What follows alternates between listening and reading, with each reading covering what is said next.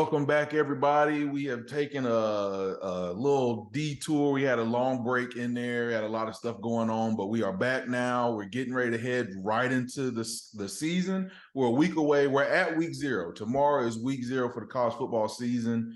Today, I think we're just going to get into some power rankings for the SEC. We got both the East and the West and who we think can come out on top. Drew, I'm going to pass it off to you, man. Let us know what you're thinking. Got you. So today the game plan is really simple. I think as a collective across the country, we can recognize that the SEC is by far, to me, the best conference in the country. So really what we want to do on there is break down what we believe is going to be the SEC's power rankings. Who is going to be the top 10 SEC teams this year that's going to take over the realm? And are we going to get a new power at the top? Is it going to be an old power at the top? What do we think is really going to be playing out? I think overall we got a good understanding of top 5 teams from the East, top 5 teams from the West, and I think we should really just put them together in one big power ranking and kind of give our 2023 SEC predictions. So I think we should kind of start at the bottom, work our way to reveal our top 3, and then at the end we just kind of just overall summarize things from game plan to game plan, and then overall just give them a view of what's coming this season when it comes to the Earl and Rich show. I think we got something really good impact for y'all, so I'm ready to get things going. All right, yeah, definitely. So if we're going to go from the bottom right now, do we want to do it as a collective bottom, or are we going to split it into the East and the West? Collective. All right, so collective, I got to go for my bottom, at the very bottom at 10 for me right now is definitely going to be, in my opinion, I think it's going to be Missouri. It's going to be at 10. I got Missouri at 10 for me. And that's solely not knocking Missouri. I think Missouri is going to be a better team than they were last year. I think they have a very good quarterback. I think their offense will take a slight step back, but they have a very, very good defense. When they've troubled teams in the past, especially last season, you look at that game that they had against Georgia, where Georgia went to Missouri. It took Georgia all the way into the fourth quarter till they were able to pull away. I think it's going to be a lot of those type of games that Missouri is going to have this season. You know, they're opening up with South Dakota at home. Then you got Middle Tennessee State. Then you got Kansas State. And I think by that Kansas State game, I think everything's going to kind of line up for them. So they don't really not starting out the gate with a lot of challenges, in my opinion. And I definitely think I got them at 10, a step above maybe where they could be. I got them better than Florida and better than Vanderbilt in the East for me. Gotcha. I don't necessarily disagree. I think I would probably put Arkansas there for me at the bottom. But I think it's kind of a toss-up between Arkansas and Missouri. The problem that I've got, the thing that I see Arkansas, I love their coaching. Absolutely love Sam Pittman. Their defense was just deplorable last year. I'm talking about, I think Missouri may have been like one of the worst defenses in the entire country, especially in the secondary. Really bad. And you can't fix that overnight, right? You can't even fix that with the transfer portal, not going to Missouri overnight, let's say, right? There's not enough key pieces you can bring to Missouri through recruiting and transfer portal to get that defense up to snuff. So I'm going to have to say Missouri as the floor on my bottom of the 10.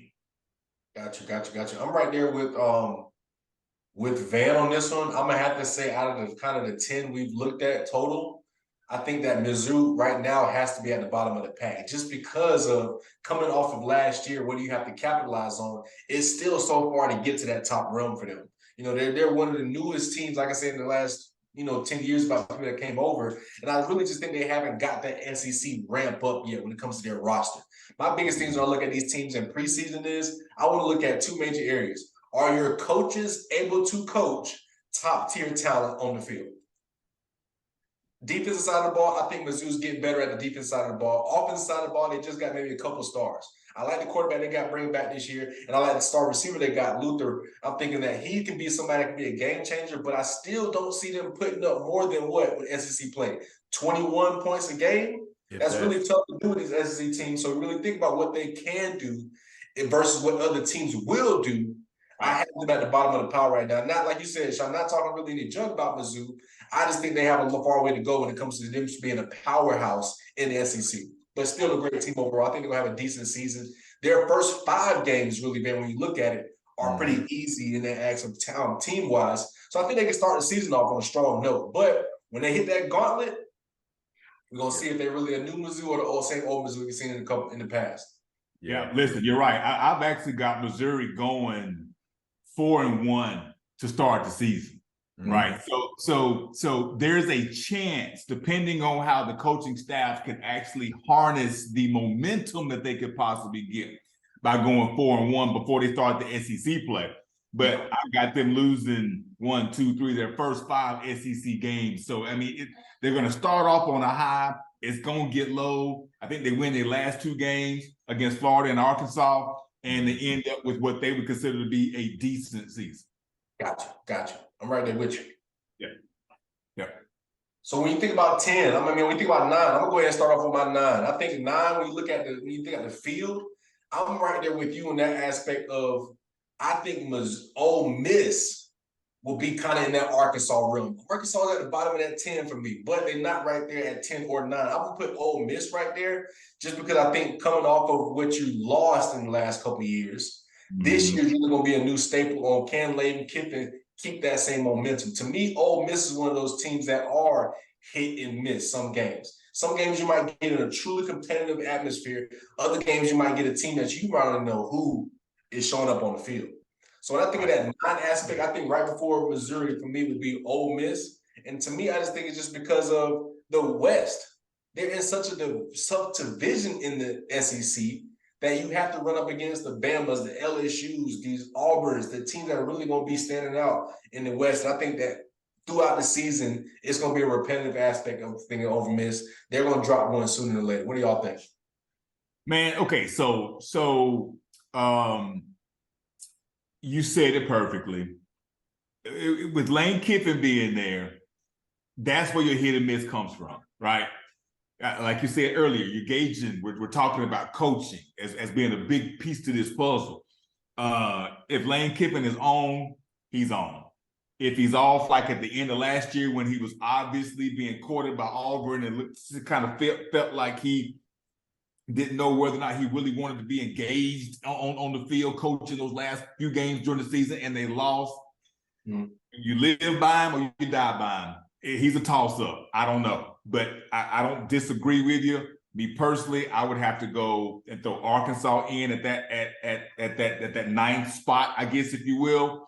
KJ Jefferson is still going to be there. He's going to always be someone that could change a game.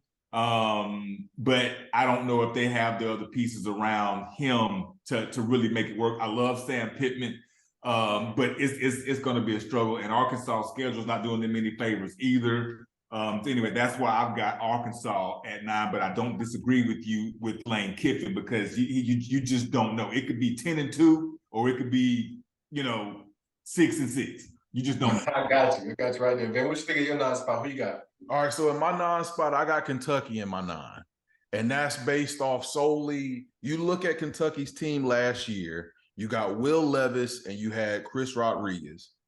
When Chris Rodriguez went out with his injury, he never was 100% at all for that whole season. And they struggled without him back there running the ball. What is it going to look like now that he's not there? Neither one of them is there. And now I understand you're bringing in a veteran quarterback in Devin Leary coming from NC State, who I think is going to be decent. But at the same time, you're making that jump. You're coming from the ACC play to SEC play. I know you're looking at, they got a similar start to their year where you go in Ball State, EKU, Akron, and then you go to Vanderbilt, then you got Florida, and then you hit your gauntlet after that. So your first half, you can start off rolling, but how will you respond when kind of like last year? Last year, they got ranked, I think, all the way. They started creeping into the top 10 based off the front of their schedule last year because of those easy wins. And, you get the hype rolling, but then when you hit that wall, to hit that adversity, then everything started crumbling for Kentucky last season. And that's where I think I have them at 9. I think they're going to struggle. I don't think they have any key star players on offense or defense that can help carry them going forward this year. I think it's going to take some time to get the recruiting back on. I think they've taken a step back recruiting wise. On top of that, I have them at my 9 spot. Got you. I think Kentucky can be one of those teams that might be able to make a push. It's really can they win those middle of the pack division games. The middle of the pack, what I mean, like, I understand you're gonna lose to Georgia. I get you on that, man. But can you beat the Tennessees? Can you beat the South Carolinas? Can you beat those teams that really can put you in that top contender to be an East contender?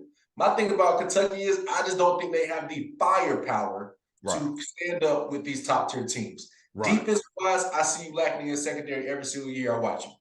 I don't know the last time Kentucky had a good secondary. I don't know the last time they had a consistent run game through a whole season, which to me are the keys that Kentucky needs in the East to really be able to get up there and be contending with those top teams like Tennessee, like Georgia. So I think that Kentucky is in the middle of the pack. I agree they're around that 9 area for me, but I'm right there with you. I just don't think they're contending. Even with Devin Leary coming over, it's just one of those things where it's like, okay, you're going to do so much with this team. You're going to do so much when it comes to it. And real quick, if you're looking at Kentucky's schedule, right, I think you're good through those first 5 games. Then you got to go to Georgia.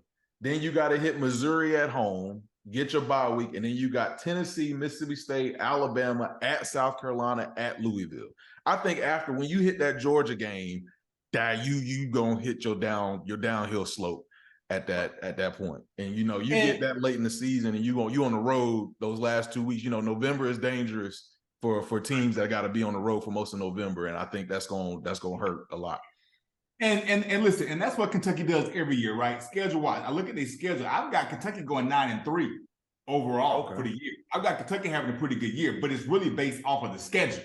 You know what I'm saying? And the coaching, scheduling coaching, right? First 5 games, I got wins. All them games. Got Georgia, L. Missouri, I got a W. Tennessee, a L. Mississippi State, a win. Bama, a loss. Carolina, I got them winning. And I got a win against Louisville. Kentucky can have another one of those really good seasons for Kentucky and for Kentucky standards, but it's really all based off coaching and schedule. If the schedule was more difficult, they would not. I don't think they had the firepower, but they got enough firepower to beat the teams that they should be able to beat. And if they do that, they end up 9-3. Got you. I'm right there with y'all on that. So outside of those 2, we got 2 spots locked up. I think each one of us have competitive around the same bottom of the tier, top 10. But I think going into the number 8 spot where things get a little bit heated up now, I think you're really starting to get into those teams that may have 1 or 2 plays break their season. I'm gonna kind of start the game off right here with number 8. It's going to be a shocker to a lot of people, but I'm going to slide Texas A&M at my 8 spot just because I think they're that ultimate team of what are they going to do.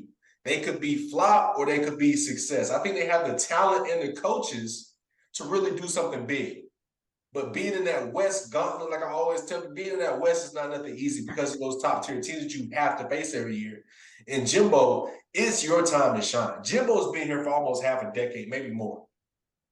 It's time to really stamp your stuff on the SEC if you're going to do it. I think now is the time to do it while you have this iffiness around Bama. LSU truly hasn't got their full potential. It's time for me for Texas A&M to step up. So I got them in my 8 spot, man. What do y'all think?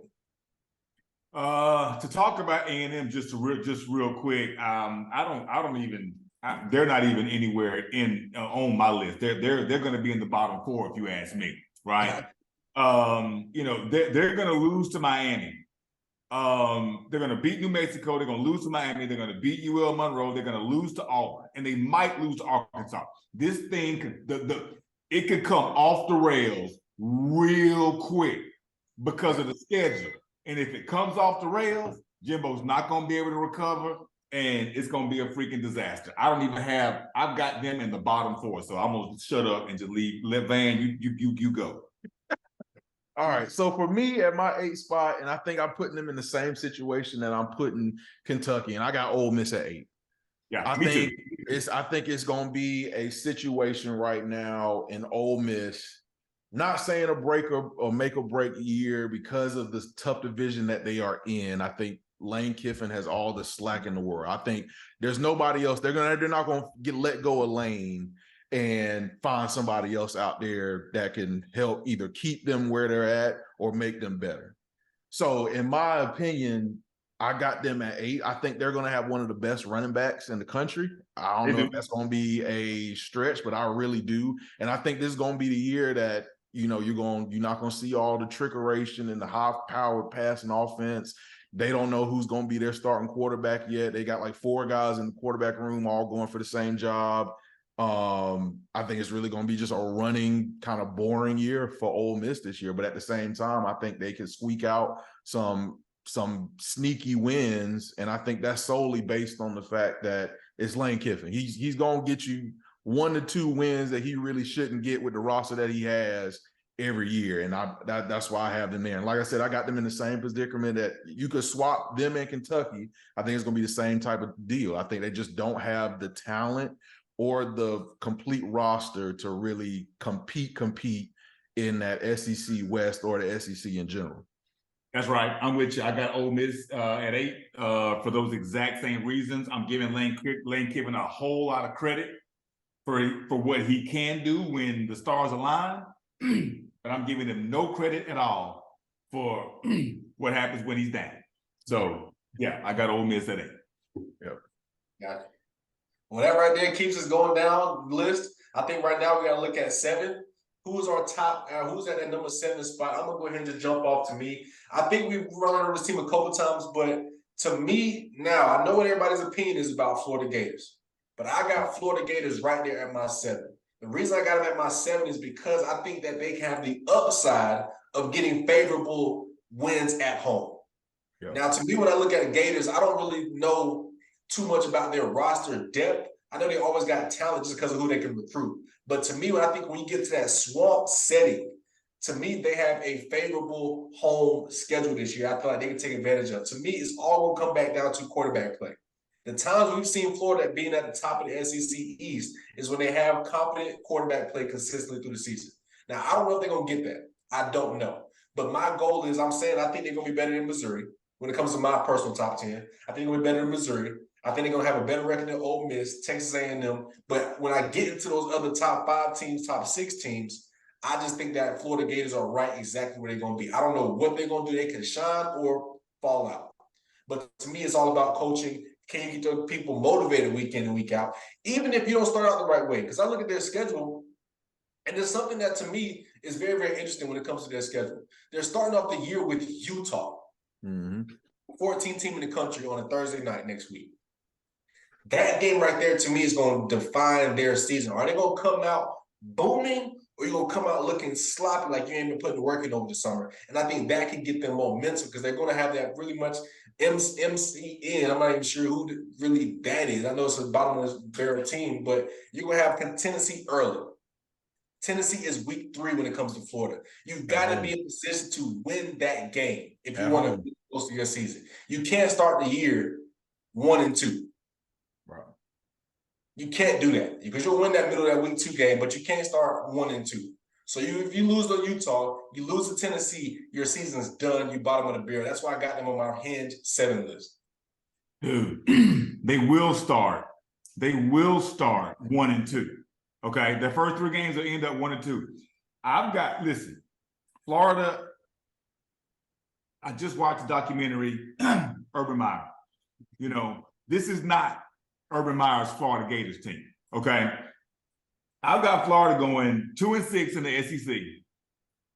I got them going 4-8 overall. Florida's going to have a disastrous season. To your point, Drew, Utah, they can't do that. Florida State at the end of the season, they got bookends. The beginning and the end of the season are going to be losses.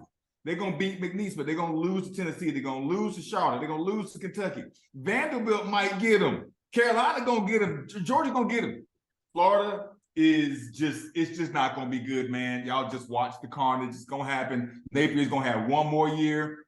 His schedule in 2024 is even more brutal than this schedule is this year. Napier's gone next year. Florida's in complete rebuild mode. I think this is the beginning of the end for Florida. I've got them in my bottom 4. Gotcha. Well, hold on real quick, man. Before you go. Let's just look at this first 5 games. I can have just reason why I see it. Yeah. Utah, to me, Utah's not gonna be able to come in here and beat up on Florida like they do with a lot of teams over there in their conference. They So got to go to Utah. Cool. I don't care what we play at. Yeah. Florida is a smash mouth team, whether you like it or not. I think they're gonna have the talent to beat up on non-SEC teams. So to me, that's a toss-up. I'm gonna go with you. What you said, I'm gonna give them the loss on that one. Okay, cool. That's a 2-1 loss. The next game is a win. That's 1-1. Tennessee is going to be a loss to me. Cool. They're starting the season 1-2, but those next 3 games can change things back around. It can. Going into Charlotte, you got to win that one. I don't care what you say about that. That's got to be a win. Kentucky's going to be that old smash mouth Florida versus Kentucky, middle of the season. Who's going to push that one out? To me, it's going to be about who can be more motivated coming into that game. Right. Because of the previous opponent, I think Florida's got the momentum coming into that game.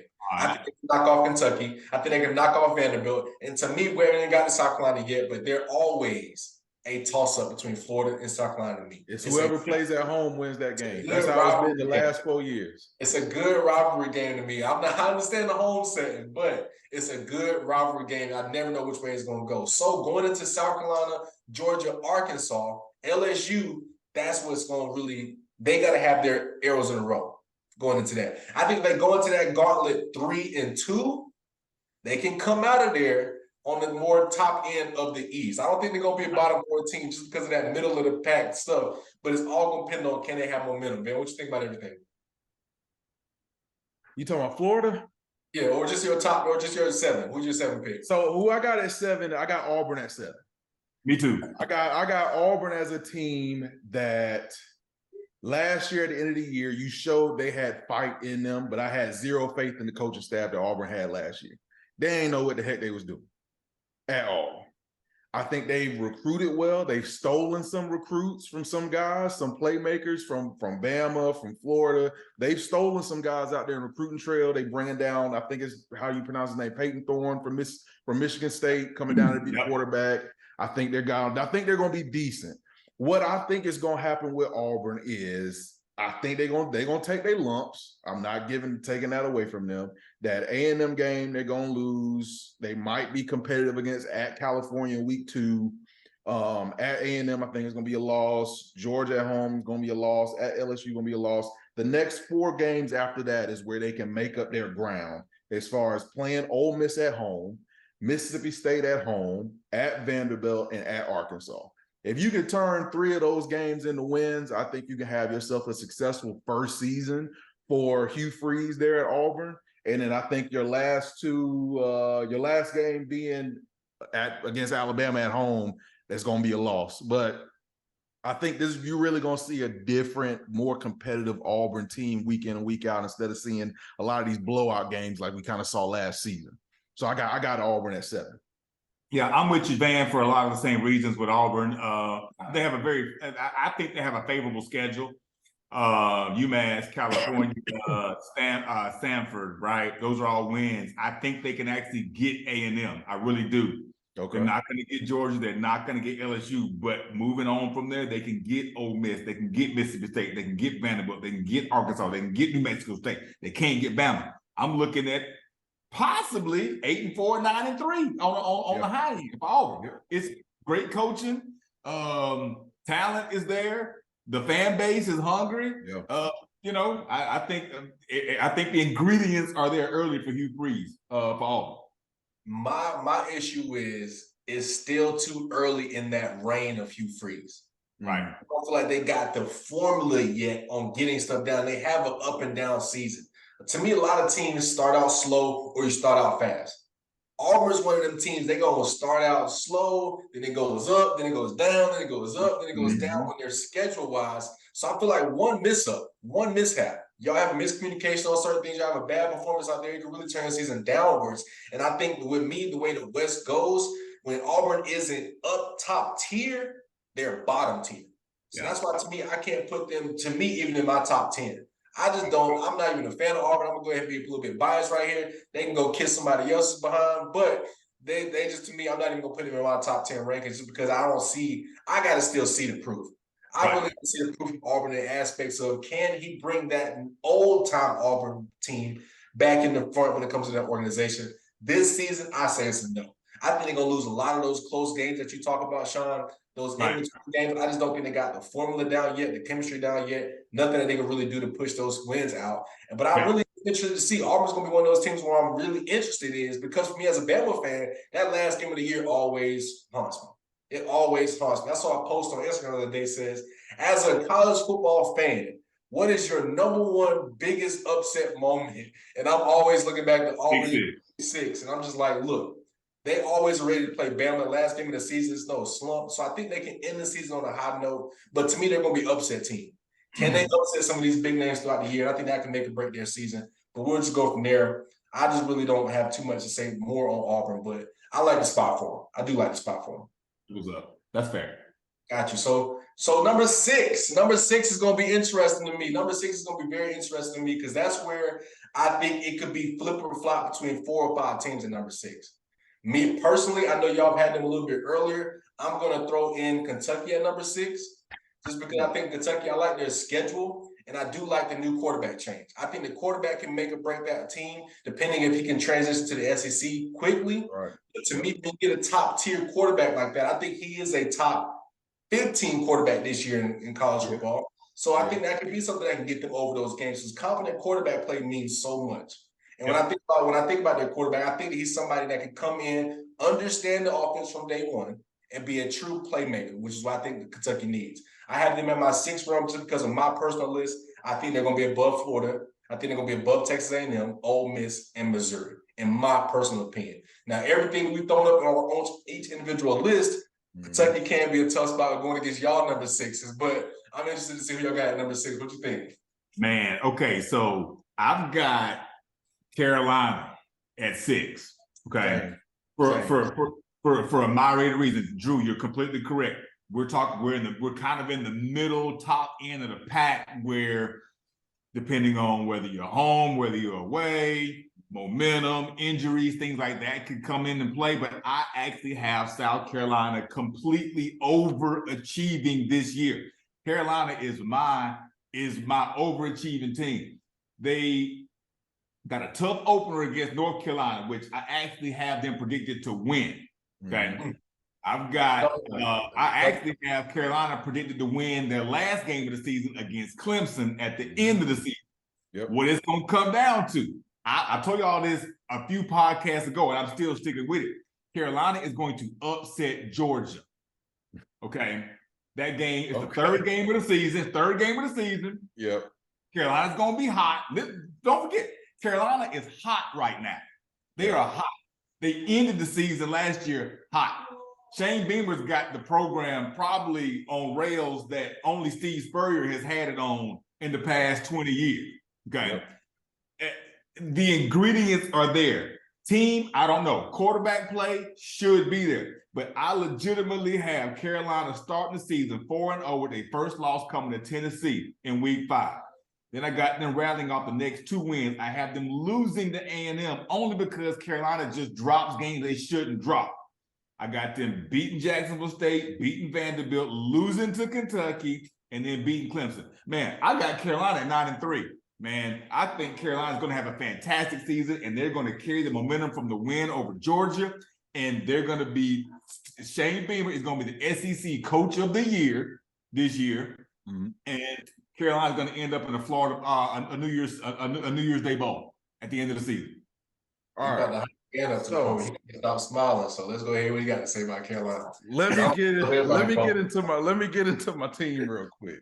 All right. Now, backstory on what's going on right now with Carolina. Everything I'm hearing around here. I'm in all the blogs. I'm in all the podcasts. I'm in all the radio hosts that's talking about them.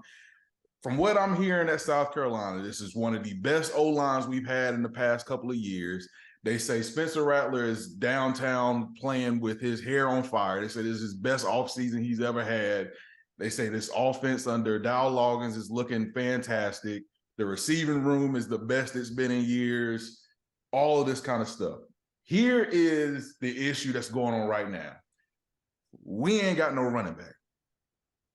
We got a guy that we recruited back in 2019 in DK, Dakereon Joyner, who came in as a quarterback, then went to wide receiver, and now he's going to be our RB1 this year. Now, not knocking him, I think he can do it. It translated last season. We saw him in a ton of wildcat packages, and he's a guy where if you get him the ball in space, he makes stuff happen, even running between the tackles. And we saw that during the Tennessee game. He torched Tennessee up the middle when it came to running the ball, whether it was wildcat, goal line packages, anything like that. I think that's the kind of package we're going to see with him.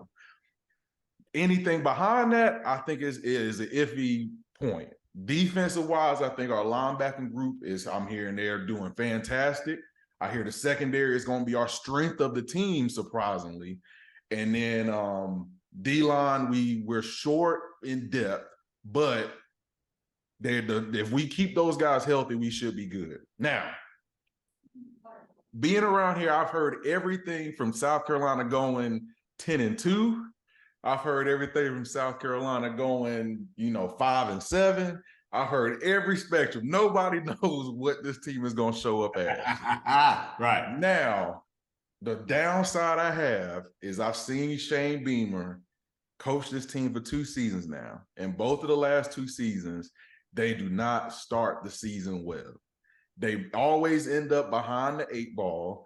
And then in the back half of the seasons where they make up, go on a run, and that's where they end up in a bowl game and looking on fire, which is what happened last year. Clicked at the right moment, caught Tennessee, caught Clemson at the end of the year. So for my prediction, here's my schedule prediction for South Carolina, my team. I got them opening up with a win against North Carolina next weekend. I think it's going to be an offensive battle. I think the deciding factor is the fact that North Carolina can't defend nobody. Right. They ain't got no defense.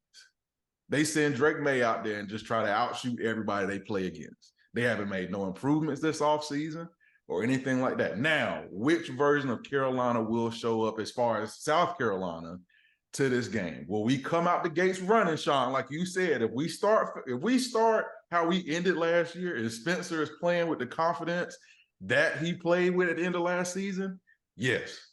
Bar none, I think they could start out great. I got a win against North Carolina, win against Furman. I don't see them going to Georgia at a 3:30 CBS game and beating Georgia in Athens. I don't see it happening. And that's with Georgia, with some of the stuff they got going on. We'll get to them when we get to them in the rankings. Now you remember now in 2010, now granted, it was at home, but they knocked them off and Bama was going for a 3-peat. I'm talking that's right. Value also now. That's right. And at the same time that what was that 2012, but that both of those games was in Willie B. Shane Beamer's team is different. This is South Carolina team is way different at home than they are on the road. Right. I got a loss to Georgia. I got a win against Mississippi State back at home. I got a loss to Tennessee on the road. Tennessee is another team where we play patty cake back and forth, just like Florida. Whoever the home team is, for some reason, just comes out and balls out. It's been that way the last couple years. Go to the bye week. We coming back home against Florida. I got that as a win. I got the game we should not lose, and we always seem to lose every single year in and year out. We can't beat Missouri, which is how I believe, as trash as Missouri is, we always lose to them. I got a loss to Missouri. I got a loss at A&M. I think A&M is going to be honestly pretty good this year. The talent, I think they're going to kind of right the ship. And then here's the stretch that everybody talks about this season with South Carolina. You finish out your last 4 games of the year, every game is at home. Starting with Jacksonville State, you're going to come back home after playing at A&M, right the ship. You got just a practice game against Jacksonville State. Then I think you're going to tear up Vanderbilt. I think we're going to tear up Kentucky. And I think we're going to beat Clemson. And I think that's how the year is going to get. I got us going. I say 8-4. I say you pull off an 8-4 season with the wins. You got a 2-win streak against Kentucky, 2-year win streak against Clemson. If you can ball out, beat UNC, make it to a good bowl game. You got recruits coming in. You got all this going in. That's my official. Now, can you turn that into 9 wins, 10 wins? If they play it like you talk about, Sean, hey, if Spencer Rattler's looking, it's momentum. It's momentum. Can you carry momentum and a quarterback? It's all going to depend on how you start the season. And I have not seen a Shane Beamer team start a season good. Right. They've always been rocky, and then they catch fire in the middle towards the end. If you start out hot against North Carolina next week, oh, you got everything to gain. That's why you say they're your sleeper team this year. You got there is no going back down. You're only heading up. So I got them at 6. Gotcha. I'm gonna try not to contradict myself, so I'm gonna keep the high praise going. I got South Carolina at my 5. They're at my 5. I am gonna keep the high praise going, even though I'm gonna pop a couple holes in that bubble. But I got them at my 5 because first of all, I think 2 things are gonna matter. Coaching staff, I think, is great. I think South Carolina, the first time in a long time. Yes. Even maybe going back to early Steve Spurrier, that you finally got a coaching staff that the players fully believe in. Yes. No question about that. I think that's going to carry them through the easy wins. But to me, the reason why, I got 2 of them. The reason why I don't think South Carolina is going to be able to get over that hump, when I say that hump, it's going to be loss to Georgia, loss to Tennessee. I'm still getting that loss to Missouri, and I'm giving you a loss to Texas A&M. Yep. I got high praise on Texas A&M. I think Texas A&M's defensive line is going to whoop South Carolina's butt. That's just my prediction going into this season. But to me, what I think South Carolina has in their way is a great quarterback play.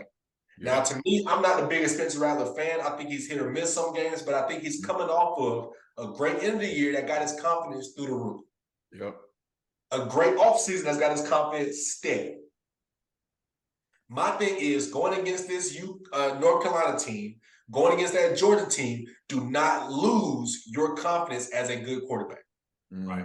You've seen what Spencer Rattler looks like when he loses his confidence, loses his trust in himself. Yeah. That can turn this season around. The second point I got when it comes to South Carolina is why I don't think they're going to get the top tier. I think they're the best of the second tier of the SEC. That bottom tier of the SEC, I think they're top of the bottom tier. But they're not getting the top tier because, one, their road games this year are going to be extremely tough environments. Not just a tough team, a tough environment. You're going to Georgia, they're going to be rocking. First of all, that's going to be one of the toughest games South Carolina played in years. You're going to Tennessee. Me being a Bama fan, I already know what that Tennessee team is going to look like in that Volunteer Stadium. They're going to be on a championship level just because of the momentum of their team. Missouri always plays y'all good. I think the defense can hold y'all on and away. And then Texas A&M is going to be away. Those are 4 tough away games that I feel like South Carolina can make or break their season. I think they're going to lose the majority of those. I think they're going to lose 3 of the 4. Yeah. The one I give them they're going to beat, I think y'all going to right the road with Mizzou this year. Y'all going to beat them this year. Okay. But coming off of the high praise, going into Texas A&M, I think Texas A&M can have a consistent enough season to beat the average teams. So I got South Carolina at my 5. I'm very confident in South Carolina. We live right here in Columbia, South Carolina, so I hear a lot of the hype. I see a lot of the hype. I get to go to games personally, but I'm still giving them right around that 8-4, 7-5 pack. They've accelerated every single year that Shane Beamer's been there. So, but to me, I think they've reached their plateau until they can get back to having superstar talent around the field. Correct. That makes sense. And one more thing. When I make my prediction about Carolina beating Georgia, it has more to do with Georgia sleepwalking than it does Carolina actually physically being able to beat them man to man. Right. We're gonna get into Georgia. We're gonna get into Georgia. They coming. To me, to beat Georgia, you gotta have a competent quarterback that can throw the ball down the field. To me, Spencer Rattler has that talent, but if he gets into trouble, gets into turnover trouble, second guessing himself, you can go down the slope, and that second half of that middle part of the season to me can really be make or break. That Georgia, Mississippi State, Tennessee, Florida, Missouri, Texas A&M, you got to get through that gauntlet, man, before you get to those 4 home games. I'm worried and cautious about that gauntlet for South Carolina. That's right. And for that Georgia game, Sean, like you saying, if you can get Spencer playing like he played against Clemson and Tennessee, not saying you need the historic performance, but can you get him playing with that effort mentality and just start slinging it? That's when you get the best version of him, where he's at his all-time peak confidence and just letting it go, saying, hey, I can make every throw on the field. And hey, you capture that going into Athens. I still think it's too tall of a task at this point in time. But like we said against Tennessee, nobody bet on them beating Tennessee last year. The benefit was that it was at home in a night game, and the night game at Willie B gonna give anybody some trouble. Yeah. So Let's watch and see. I can't wait for that one. I can't wait. week Got 3. you. So kind of just to refocus everything. I piggyback my South Carolina 5 pick off of y'all's 6 pick. So Okay. Sean, who y'all putting y'all top 5? Start with the top 5. I got South Carolina start with my top 5. Who would y'all say y'all gonna be y'all news team from the top 5? So I got Bama 1, Tennessee 2, Georgia 3, LSU 4, Kentucky 5. Got Kentucky. That's how I go from top to 5, from 1 to 5. I like it. Ben, what about you? All right, so my 1 through 5 is gonna be, I got Bama 1, I got Georgia 2, I got LSU 3, I got Tennessee at 4, and then I got A&M at 5. Okay. Bryce Young just scored his first NFL touchdown. Hey, I'm waiting to get to the game. Hey, Hey, Yeah, okay. hey, All got you. right. I like that top 5. I like that top 5. My top 5 is I'm gonna start from the bottom. Like I said, South Carolina number 5, Tennessee my number 4, LSU being 3, Tuscaloosa, don't hate me, y'all are number 2, Georgia's number 1. The reason why I have Bama number 2 is it's because I'm kind of basing this off a regular season alone, and Georgia and Bama don't play in the regular season. Bama's not gonna have a chance to beat Georgia into the SEC championship. And I think going into the SEC team, that's gonna be the top 2. Going into that game, I think Georgia's gonna be the favorite. I think it's gonna be an upset in Bama's favor, but overall, I think that Georgia right now, going into the season, my SEC power rankings, I gotta have Georgia at number 1. Also because of what they've done in the past, but also because of their lackluster, Teletubby schedule they have this year. They're really not gonna be tested outside of South Carolina and Tennessee. Yep. So to me, in that aspect, I think, okay, cool. The quarterback battle was good with Georgia, great. But I think overall, them throughout the season are going to find more holes in their team that they have than what it looks like right now. So that's my top 5: South Carolina, Tennessee, LSU, Bama, Georgia. And one team I do want to highlight on there is LSU and Tennessee. Y'all, to me, were flip-flop at 3 and 4, but the hype train has got to stop somewhere for y'all 2 teams. That's all I'm gonna say. The hype train for LSU and Baton Rouge and Tennessee is crazy right now.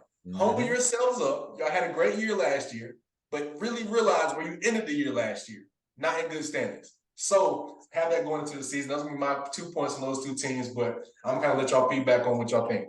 Well, I'll say this. I've got Alabama and Tennessee in the SEC championship game. I've got Georgia doing the same thing Bama did in 2010, losing 2 regular season games. They're gonna lose to Carolina, and they're gonna lose to Georgia gonna lose to Carolina, and they're gonna at Tennessee.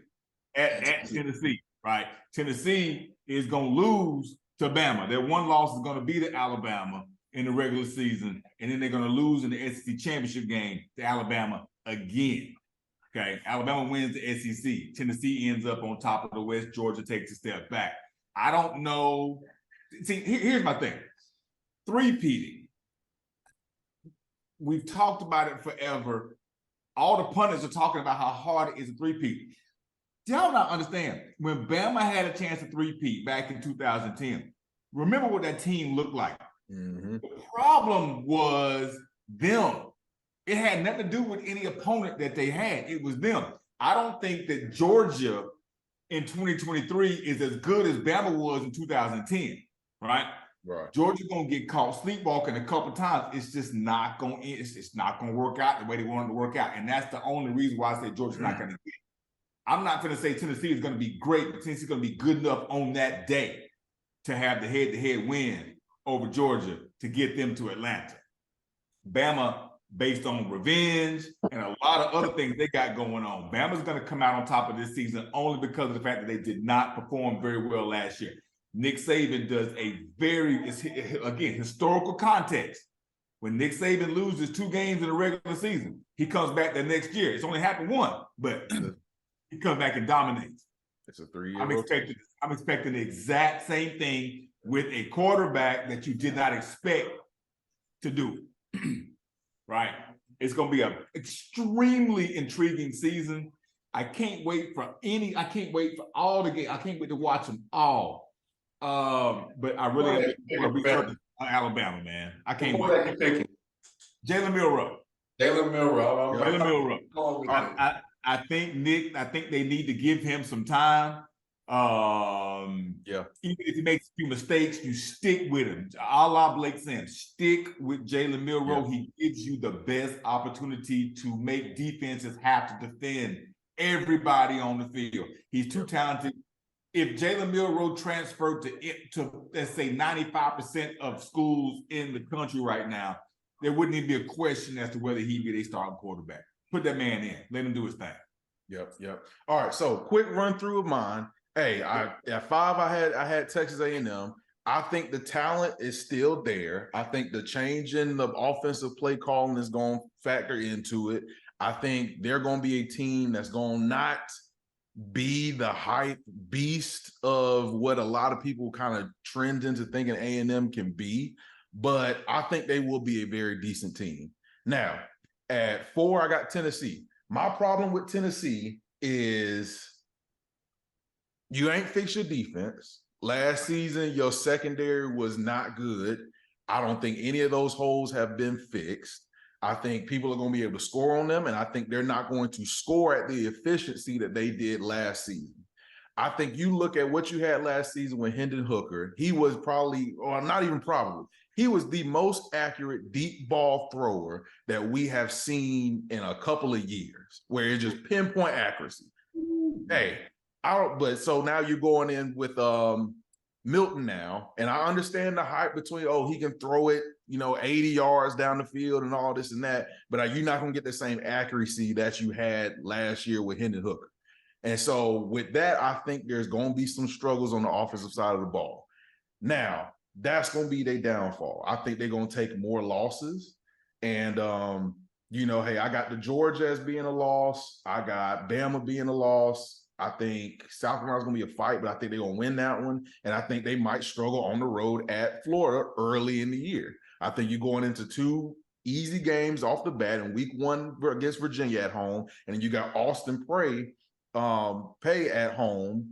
And then you got to go to the Swamp. And like you said, Drew, it's not that those teams, when you travel on the road in the SEC, are hard, but you're going into those tough environments. And I think that's another one that you can get caught up with. Now, you go to 3, I got LSU. And don't get me wrong, I'm not hyping them up. I'm really not.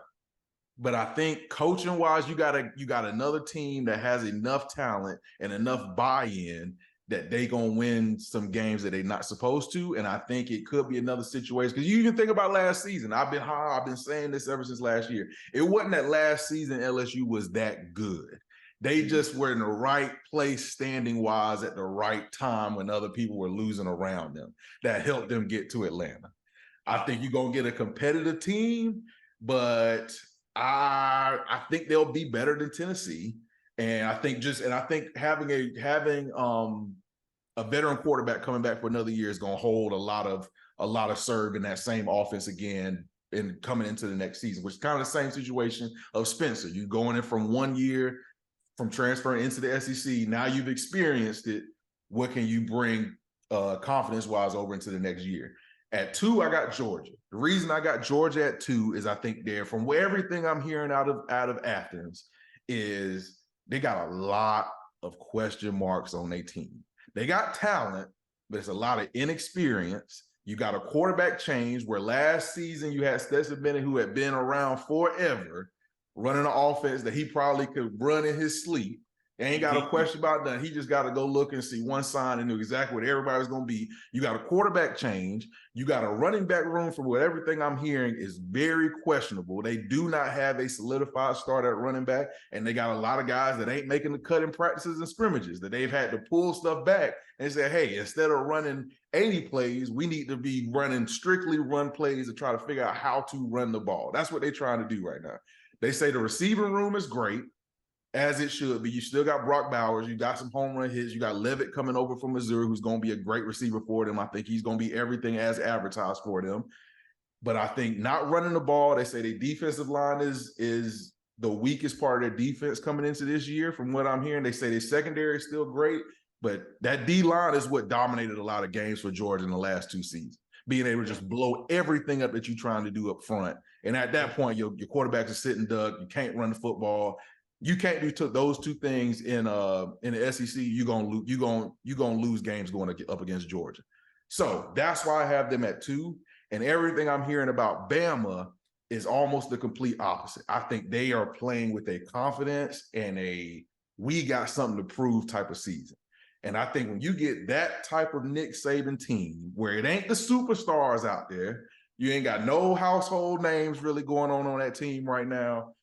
You get Bama in that predicament where they just got some skilled players on their roster, they a dangerous team. And I do think what's the what we were just talking about, a quarterback. Milroe, it needs to be the guy for them. For the style of play that all these analysts are talking about that they're trying to do right now with Bama being a run-first team, I think it would be a mistake not letting Milroe go out there and start for this team at the beginning of the season. Especially, do like y'all were saying, the Blake Sims model. Put him out there and let somebody else behind him have to come in and win and take the job from him versus him winning it. I think you're more in line to win more games with him right now in this schedule than you're going to lose games without him, instead of throwing on one of these other 2 guys that you're questionable about turnovers and inexperience and that kind of stuff. I think that's where you're sitting right now, and that's why I got Bama at 1, and I got Bama honestly going undefeated this year. I don't think nobody's going to touch Bama. Yeah, I'm with you. And I honestly think the only chance they really have to lose is early against Texas in week 2. And even if they drop that game, it does not affect their SEC standings. Right. And, they'll still be able to accomplish all the goals they want to accomplish throughout the year. Even if they drop that game, I think they're going to get the game. But that could be the game to where your quarterback not being completely ready yet, or quarterbacks not being completely ready yet, could end up hurting them. But I do think they're going to be more prepared than they're letting on. Yes. Yep. I'm right there with both of y'all. I think our overall top 3 is pretty much the same. Kind of going back to starting at 4, where I've given enough information on South Carolina where I think they're going to be at. Tennessee's going to be interesting to me, man. I'm right there with you. Defense to me has not gotten any better. I think it's honestly gotten worse. Mm-hmm. I think defense is out in a worse position than last year, and they gave up tons of points last year. Joe Milton, to me, is not the guy. No. He has the guy talent, but the mentality and the focus and the discipline to make the right play every single play in and play out, I don't think he's got it. So I think he's going to suffer in the SEC with that component. LSU, it's going to be a tale of 2 stories to me. Defense is going to be top 3 in the country to me. Defense is going to be awesome, led by Harold Perkins, the new linebacker. I think it's going to be another like Luke Kuechly type in college. So I think he's going to be able to command that defense and have him in a position to be able to rock and roll. But offense, I think, is going to be too simple. Last year when I watched a lot of their games, it was a very simple offense, kind of watered down. I don't know if that's because of his first-year organization or what, but Jaden Daniels has got to be able to throw the ball down the field this year on a consistent basis. Not too much dink and dunk stuff, 10-yard throws. He's going to have to throw the ball down the field because I think their offense is going to be in a position where they got to be able to put up 28 points a game. Can he do it 2 years in a row in the SEC? I'm going to say no. Just because history shows the average quarterback that's come into the SEC doesn't do it 2 years back-to-back. So in that aspect, when it comes to LSU, I think it's going to be all depending on their defense. How many turnovers can the defense get? Are they going to position the late game to make a steal? To me, that's going to be their story. Bama at number 2 to me. I put Bama at number 2, 1, because I'm setting up this amazing Cinderella story about how we came from a 2-loss season back to an undefeated season and win a national championship. To me, this is the most scary Bama team I've seen in a long time. Yep. If you knew me last year before we had the podcast, I thought last year's team was an easy one to the national championship, but the offense had more struggles than I thought. If they stick with a true run game, we have the best running back room in the country by far. By far. And if we add the baby Lamar Jackson with turnover issues and Jalen Milroe, I think we'll have overall a solid run team where we can run the ball 70% of the time. My biggest issue with Bama is going to be their receiving corps. Can their receiving corps be the type of people to make plays downfield? Because I think that's what Jalen Milroe is going to need. I don't think he's going to be the type of quarterback to go in there and do 90-yard drives all season long. It's going to be about big plays, when they're going to happen, can it happen at big moments. But I think he's going to get the starting job.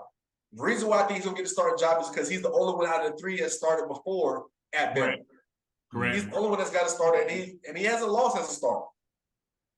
So Right. okay, cool. Let's get that under the wraps. Let's get your turnovers issues fixed. Let's get you going. Georgia, to me, I think they got to start out at number 1 for me, just because they're coming off of a 2-peat. But I'm right there with y'all. They are sketchy to me. They can drop one at any point. Are they supposed to win them all? Yes. When a team is supposed to win them all, they usually rarely do. That's So I right. think this year is going to really put everything on Kirby Smart. What type of legacy are you going to build there? Because to do it this year will put you in a Hall of Fame when it comes to college coaches if you can do the 3-peat. My prediction for the SEC championship is going to be Bama and Georgia. I think Bama's going to wash them by at least 14 to 21 points. That's my SEC power rankings for 2023. I can't wait to watch this thing unfold just because I'm just a happy football fan. But overall, I think Bama's going to be right back at the top where they should be. Exactly. Yep.